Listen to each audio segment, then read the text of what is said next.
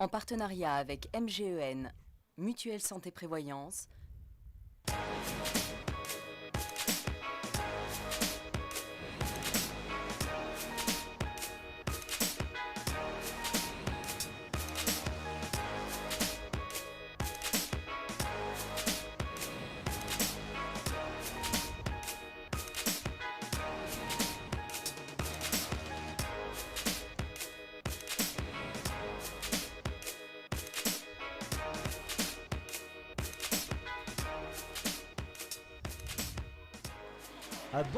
Bonsoir à toutes et à tous, ravi de vous retrouver pour la suite de ces Feed Days MGEN édition 2017. Nous sommes du côté d'Alès dans le Gard pour la suite de cette compétition, une compétition qui a déjà connu beaucoup de rebondissements lors de la première étape du côté du lac de Villefort, notamment pour Émicha Herreron du côté des féminines qui avait été pénalisée par une erreur de direction de sa part, et donc on en discute au briefing du matin. On va d'ailleurs écouter Thibaut Quiron, l'entraîneur de cette équipe de Montpellier Triathlon, et Ivan Vassiliev, le capitaine des équipes russes. Oui, non mais on fait une validation partielle qui permet de faire... On vient de faire le briefing avec les coachs, tout est entre guillemets revenu dans l'ordre, alors qu'il commence à pleuvoir quelques gouttes sur le site, donc cet après-midi ça va un peu changer. Tous les coachs ont un peu décidé d'essayer de rétablir au maximum la vérité. Donc on a réussi à récupérer 25 secondes de plus de moins du coup sur le classement pour Rémi aujourd'hui. Les choses reviennent un peu dans l'ordre. On récupère la première place sur le classement général du coup. Et c'est de bon augure pour la suite des étapes. Sur la première étape, on avait vraiment décidé de miser l'individuel, donc mettre les garçons devant pour rouler. Malheureusement, les Russes ont eu une très bonne tactique hier, ce qui nous a fait perdre un peu de temps peut-être sur la première féminine, on aurait pu poser avec eux. Du coup, pour aujourd'hui, on a vraiment décidé de mettre quelqu'un avec Amy en aide, donc qui va sûrement nager à côté d'elle pour l'aider après sur la partie cycliste. Et derrière, avec les qualités à pied d'Amy, ça devrait faire la différence pour le final. C'est pas forcément une tactique, Nastia elle est tout simplement très forte. Elle est arrivée à sortir très rapidement de la natation. Voilà, elle parvient à tenir les garçons. Et puis derrière, elle arrive également à tenir sur la partie vélo. Voilà pourquoi finalement elle réalise de tels résultats. On peut de toute façon élaborer des tactiques, mais si l'athlète ne répond pas présent, ça ne fonctionnera pas. Me concernant, je suis désormais coach de l'équipe nationale junior de Russie. J'ai plus trop le temps de m'entraîner, mais je vis véritablement pour le triathlon. Donc je suis venu ici aider plus exactement mes équipes. Voilà effectivement pour Ivan Vassiliev. Comme hier, c'est Philippe Panetta qui m'accompagne pour commenter cette épreuve. Bonsoir Philippe. Bonsoir Guillaume, avec plaisir de vous accompagner. On a entendu Thibaut Quiron qui nous parlait de tactique, notamment pour cette jeune femme, pour Émicha Herreron. Alors certainement, voilà, du côté du Grappi, Montpellier Triathlon, eh bien on va laisser un athlète avec Émicha Herreron, parce que Gourbanova, elle a du monde. Tout à fait, c'est d'une logique implacable, je dirais. On sait très bien qu'il y a un classement par équipe, que ce classement par équipe est fait en fonction des deux premiers hommes et de la première féminine. C'est une règle qui est mise en place dès le départ, déjà aux éditions précédentes. Donc je suis un petit peu surpris que l'équipe de Grappi Montpellier n'ait pas mis en place de tactique dès la première étape, ce qui a été le cas de l'équipe russe. Exactement, avec Vassiliev, ils étaient même très très nombreux finalement autour de Gorbunova ou de Chichina, qui sont les leaders respectifs des deux équipes, que ce soit les élites ou les juniors. Donc on devrait en tout cas retrouver du côté du Grappi Montpellier Triathlon Antoine Muller en tant que poisson pilote, mais il y a bien plus que les professionnels, Philippe. Ils sont très nombreux à prendre le départ de ce triathlon S dans le Gardon. Effectivement, plus de 250 sur ce triathlon S, alors qu'ils étaient un peu moins d'une centaine en début d'après-midi sur le triathlon XS. Donc aujourd'hui, à Alès, il y en a vraiment pour tout le monde, pour tous les âges et pour tous les niveaux, comme on peut actuellement le constater sur la partie natation. Effectivement, hein, pendant que la tête de course est déjà bien avancée, 750 mètres de natation, on le rappelle, c'est un distance S et avec eh bien, un autre bonnet rose de cette équipe du Grappi Montpellier, c'est Quentin Barraud. Là aussi, les Montpelliérains ont véritablement choisi de prendre la direction des opérations, ce qu'ils n'avaient pas forcément fait hier à Villefort. Ils étaient plutôt dans l'attente, tout comme effectivement on a pu en parler juste à l'instant sur la tactique à mettre en place au niveau du classement par équipe pour la première féminine. Là ils sont passés à l'acte, ils préfèrent faire subir que subir eux-mêmes et je pense que c'est le bon choix. Alors attention, hein, attention tout de même au bonnet jaune des Espagnols de l'équipe de Mulhouse. Très, très dangereux, que ce soit Jordi Garcia ou Alberto González, ce dernier nommé qui s'est tout simplement imposé sur la première étape à 19 ans. Philippe, il a quand même impressionné son monde. Plus qu'impressionné, je dirais, il a mis beaucoup de pression sur les anciens, je dis anciens dans le noble sens du terme, parce que lui il n'est que junior, c'est sa dernière année de junior, je crois bien, et là sur ce Fit Days, il éclate me semble-t-il, et il se régale qui plus est. On rappelle sa superbe 4e place à l'occasion des championnats d'Europe junior à Kitzbühel il y a une quinzaine de jours de cela. Et donc ce groupe qui est en train de se détacher, on a parlé d'Alberto González, on a parlé de Quentin Barraud, on ne va tout de même pas oublier le bonnet orange, celui de Denis Vassiliev qui n'est autre que le tenant du titre. Il va falloir compter sur lui. Il y a de l'expérience avec Denis, on le sait très bien, il y a de l'expérience, il y a du caractère, il y a de la volonté, il y a des objectifs affichés. Donc il faut à tout prix compter avec Denis Vassiliev, il saura faire. D'autant plus que derrière, pour appuyer sur les pédales, il n'est pas le dernier. Allez, un petit peu à l'image, hein, on retrouve finalement la physionomie assez conforme à celle d'hier. Dans un premier temps, Alberto González semble avoir regardé ses adversaires, il est resté dans les pieds et derrière, il va placer son accélération. Ah, il est malin, il est très fort, il est rusé, il y a beaucoup de tactique. Alors certes, il nage fort, mais il sait aussi bien nager par rapport aux autres, par rapport à son environnement, c'est-à-dire les autres concurrents, mais aussi se placer dans les pieds, sur le côté, en fonction de la configuration de course qui lui est proposée. Il me semble qu'il est très malin. Allez, cette transition donc entre la natation et le vélo qui s'effectue à vitesse grand V. On a vu également Aurélien Lebrun, le français de l'équipe du Grappi Montpellier qui était au contact, vous le voyez. 3 secondes simplement de retard pour Vassiliev sur González et Aurélien Lebrun à 7 secondes. Ça se joue donc dans un mouchoir. Et puis encore, une grosse natation signée Nastia Gorbunova. Elle est vraiment incroyable. Elle tient le rythme des garçons. Elle confirme. Bon, j'allais dire, il n'y a rien d'étonnant, pas tout à fait. On sait que l'écart entre les féminines et les hommes, en général, est bien moindre sur la partie natation. Donc, il n'y a rien d'étonnant à la voir si proche de la tête de course masculine. Gorbunova, Spitzina, Amy Charéron, Elisabetta Zizina. Autant dire que la française est encore encadrée par les Russes.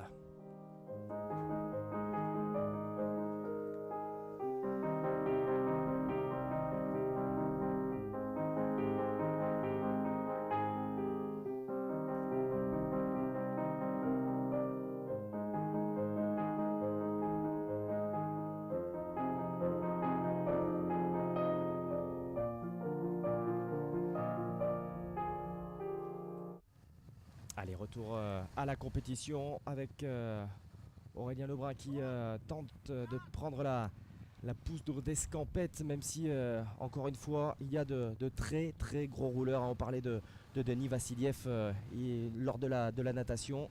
Denis Vassiliev qui avait remporté le Fit Days l'an dernier. Au Ferin également, l'Italien qui vient prendre sa part de travail. Là, ils ne laissent pas leur part au chien, comme on dit dans le jargon cycliste. Alors, pour préciser peut-être aux téléspectateurs que c'est un vire-vire. C'est un vire-vire de moins de 4 km à réaliser 6 fois. Donc, des longues lignes droites, mais aussi des relances. Donc, ça demande un minimum de technique. Et peut-être que les plus techniciens d'entre eux sauront faire un écart sur 1 ou 2 virages d'affilée, parce que les ponts ne sont pas très longs. Donc, il y a 2 virages pratiquement à faire à l'affilée. Et si on est bon technicien, on peut creuser un écart. Un drafting une nouvelle fois autorisé bien sûr sur ce critérium avec ce groupe donc qui travaille de concert et finalement quand même moins de Russes qu'hier. Là, la natation a peut-être fait un petit peu plus de dégâts dans les rangs russes, hein. C'est le deuxième jour de compétition, mine de rien. Au fur et à mesure des jours, au fur et à mesure des étapes, la fatigue va se faire ressentir sur ceux qui sont le moins bien préparés ou qui ont le moins de facultés de récupération. Donc c'est sûr qu'au fur et à mesure des journées, des étapes, les écarts vont être grandissants au final, mais aussi au fur et à mesure des compétitions, de la natation, du vélo et de la course à pied. Avec une problématique quand même aussi supplémentaire par rapport aux autres courses auxquelles sont habitués les compétiteurs internationaux qui participent à ce Feed Days, c'est la gestion des concurrents amateurs qui se retrouvent sur le même circuit qu'eux. Donc ça demande une gestion supplémentaire, une attention supplémentaire, voire à la limite du stress, dirais-je.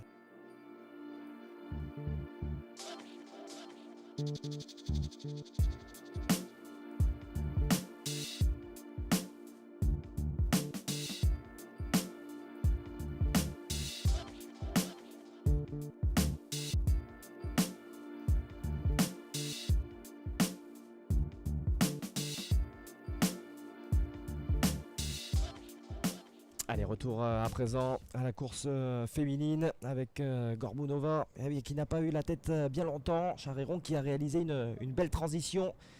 Écoute, tout de suite a mis les pieds dans les chaussures, emmené encore une fois par le bon travail d'Antoine Muller. Là, pour le coup, Gorbunova, elle se retrouve un petit peu plus esselée qu'elle ne l'était hier. Elle est esselée, mais regardez bien, Elle Guillaume, profite. elle profite. Voilà. En même temps, là, elle était esselée sur l'image précédente. Là, maintenant, elle est accompagnée. Les Russes sont loin d'être bêtes. Ils ont mis en place une tactique dès le premier jour. Je compte sur eux pour en faire de même sur la totalité des étapes. Alors, malgré ce que disait Denis, elle dit que Stasia est très forte, qu'elle peut se débrouiller toute seule. Néanmoins, hier, on a pu constater qu'elle n'était vraiment pas toute seule. Donc, il y a de quoi douter des propos de Denis tenus en ouverture de course. J'ai du mal à croire que ce soit des circonstances dues au simple fait du hasard. Il y avait véritablement une stratégie. Ce sera d'ailleurs très intéressant de la voir évoluer sur la troisième étape, du côté de Canet-en-Roussillon, parce qu'il y aura du vent, n'en pas douter. Nous serons en bord de mer et puis le drafting ne sera pas autorisé. Donc ça... Alors là, on a vu Amy Charéron s'énerver quelque peu, peut-être auprès de la moto qui n'allait pas assez vite. Ouais, ou qui pouvait gêner. Voilà. C'est peut-être un manque de vitesse aussi, de gêne par rapport à la visibilité. C'est vrai que ça va vite, ça va très vite là. On est entre 35 et 40 km/h. Voilà, on le voit, on le constate aux images, c'est flagrant là, avec une fréquence de pédalage assez élevée pour Denis Vassiliev qui a été hier le plus combatif sur le vélo et qui, à mon avis, sera encore très combatif aujourd'hui. Il est du moins sur les premiers tours, Guillaume. Ouais, Ivan qui envoie encore une fois et qui ramène les féminines russes. C'est justement son rôle de capitaine, finalement, d'entraîneur des plus jeunes athlètes russes qu'il est en train de nous démontrer une nouvelle fois. Allez, les Espagnols aux avant-postes, notamment avec le maillot de meilleur nageur pour Jordi Garcia, qui était sorti juste derrière Alberto González, que l'on voit ici. Lui, il a la combinaison verte de leader du général, bien sûr, avec son succès lors de la première épreuve. On n'oublie pas Liam Ward, le jeune néo-zélandais qui est en tout point remarquable, lui aussi à peine 20 ans. Liam Ward, alors je l'ai vu ce matin avant le départ de la course. Il me disait qu'aujourd'hui, il ne ferait pas la même erreur qu'hier, parce qu'on n'a pas trop parlé de Liam Ward. Vous avez raison. Hier, Guillaume. Faites donc. Donc effectivement, il était aux avant-postes, il faut le préciser aux spectateurs qui nous ont suivis hier ou qui n'étaient pas présents avec nous hier. Il était aux avant-postes, il est parti en pole position à la suite du parcours cycliste. Malheureusement, il a mal géré son effort, il l'a géré sur un tour, alors qu'il y avait 2 tours à effectuer, ce qui explique qu'il a pris un véritable éclat sur la deuxième partie de course et qu'il s'est retrouvé, si ma mémoire est bonne, et plus que ma mémoire, à la 5e place. Donc, vu sa motivation du jour, vu les propos qu'il m'a tenus, je pense qu'il saura gérer son effort aujourd'hui. Cette course à pied, décidément, à Villefort, elle a causé quelques soucis, que ce soit du côté du plateau masculin ou chez les féminines. Lui, en tout cas, il reconnaît parfaitement ses courses. Il n'y a pas de souci pour Alberto González, le leader qui fait son travail, prend ses relais en compagnie des hommes du Grappi Triathlon. Allez, la fin du vélo pour les premiers athlètes avec, encore une fois, un gros vélo signé Denis Vassiliev. Impressionnant là, la descente de vélo, ça se fait aux alentours de 20 km/h. Descendre du vélo à 20 km/h, là c'est du niveau international. Pas que sur la puissance à vélo au niveau des watts, mais aussi au niveau de la partie d'équilibriste. Alors on voit que les triathlètes se mettent d'entrée de jeu dans la bonne rangée afin de ne pas contourner la totalité des parcs qui font office de parc à vélo pour la totalité de plus de 250 triathlètes, faut-il le rappeler, sur ce format S, aujourd'hui à Alès. Ça va nous offrir encore une superbe explication sur cette partie course à pied avec Denis Vassiliev, donc, qui a pris une poignée de secondes, hein, mais on l'a vu sur Garcia et Liam Ward.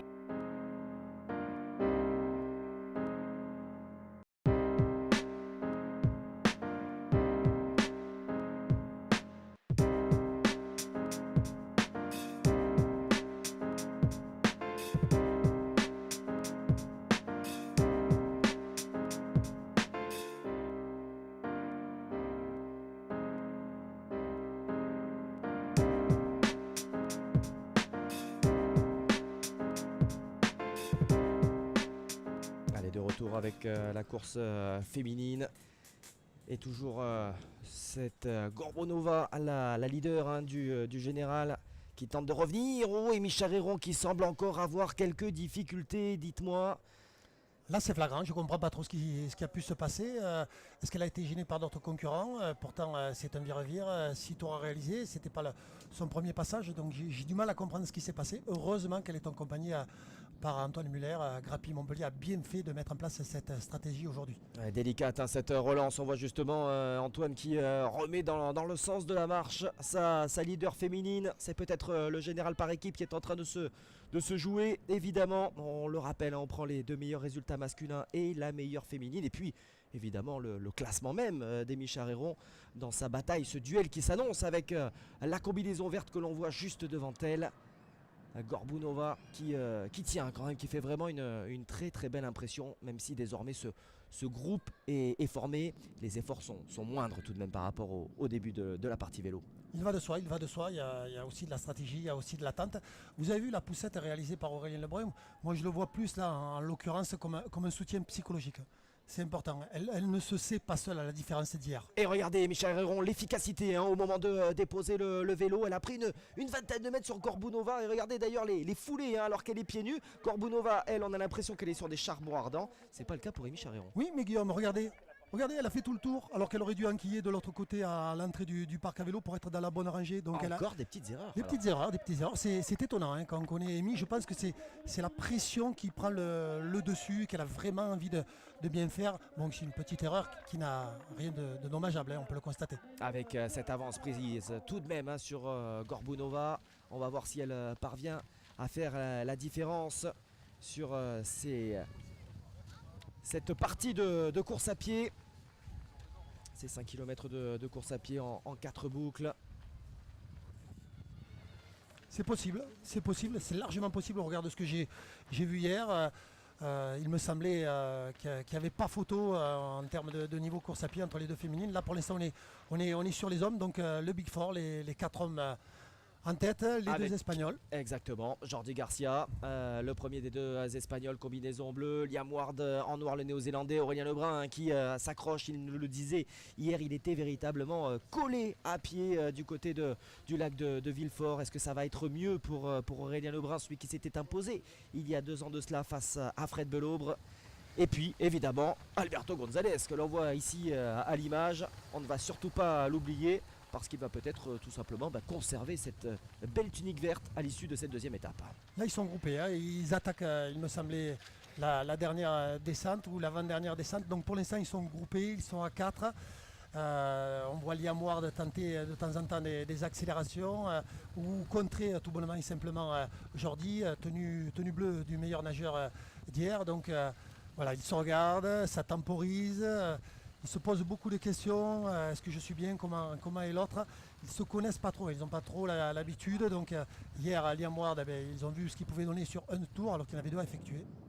Allez, on va retrouver justement la tête de course féminine impression avec Amy qui fait l'effort, hein, on le sent. Il y a eu encore des petites erreurs d'appréciation sur la partie vélo.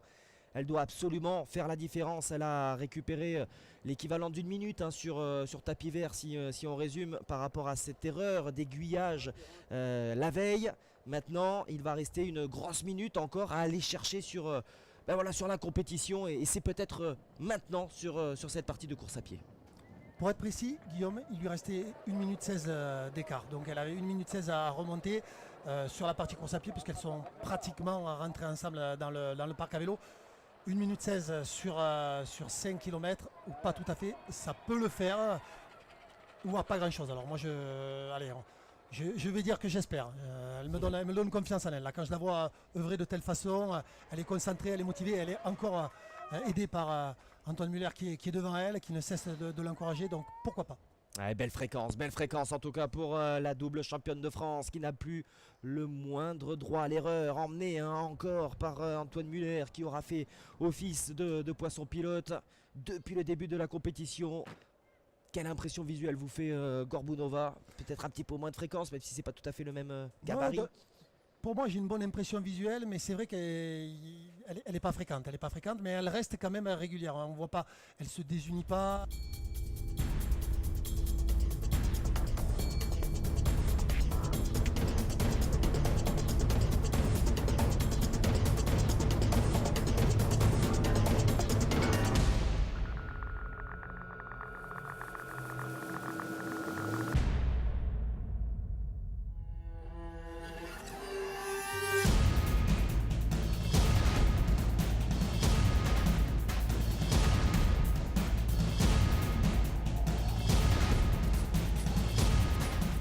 La fin de cette deuxième étape des Fit Days MGEN 2017 ici à Alès du côté des garçons avec l'effort là consenti sur la fin de course pour Jordi Garcia qui semble avoir posé l'accélération. Il me semble bien que seul Liam Ward, le néo-zélandais, est capable de tenir. Ça va se jouer au sprint, Philippe.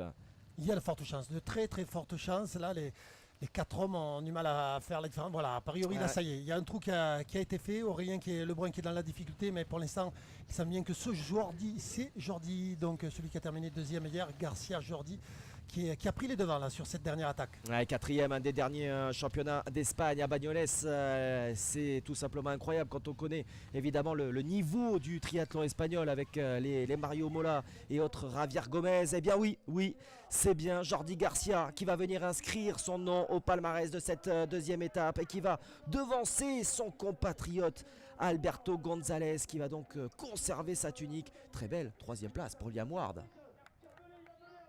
Même pas surpris, je suis même pas surpris de le voir cette belle troisième place. Quand on a vu ce qu'il avait donné sur la première étape, bon, il a mal géré son parcours course à pied.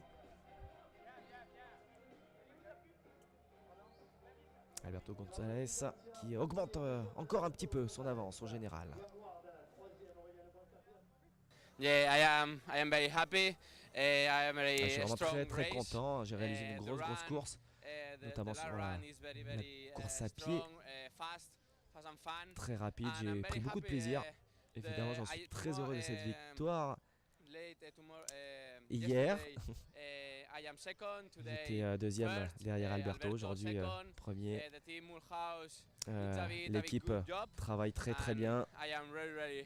Donc je suis très heureux de ce résultat. Allez, la fin de course du côté des féminines avec Amy Charéron donc qui en termine et qui semble avoir décroché de manière irrémédiable Gorbunova. Encore une fois, la fréquence ne souffre d'aucune contestation.